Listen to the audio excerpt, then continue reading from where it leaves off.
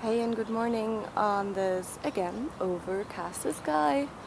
You know what I would really need is one of those sunstones that were used by the Vikings. This is the kind of mineral that you could just hold against the clouds and look through it, and then the sun rays would break even through the clouds so you could see exactly where it's hiding behind them. It is quite difficult to locate it for me because here in Scandinavia you now really feel the seasons changing, and the sun is rising already 40 minutes later than it did 14 days ago.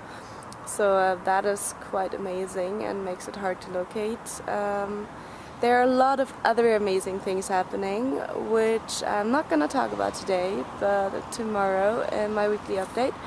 Today I want to talk about Helios. It's the Greek counterpart to the Roman Apollo. Or Apollo is the counterpart to the Greek Helios. And the Greeks had a really elaborate genealogy of their gods. It's quite amazing that Helios was a god, even though he was born to Titans, who are not gods.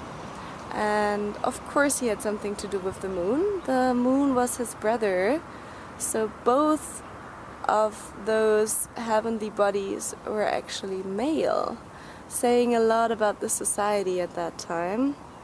And of course he was riding on a chariot pulled by horses across the sky like almost every god, and those horses were made out of fire, which is a beautiful thought, I think.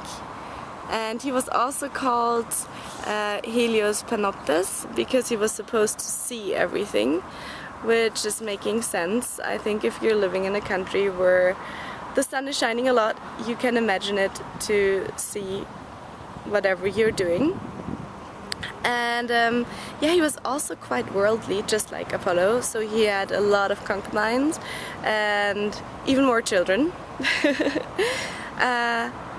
But he was there long before the Roman Apollo, of course, and long before this Greek Empire. The sun has been worshipped in Greece long before that, and actually it diminished during the time of the Greek Empire because suddenly there were so many other gods coming up, which I think is quite sad, but I think that's the way it is.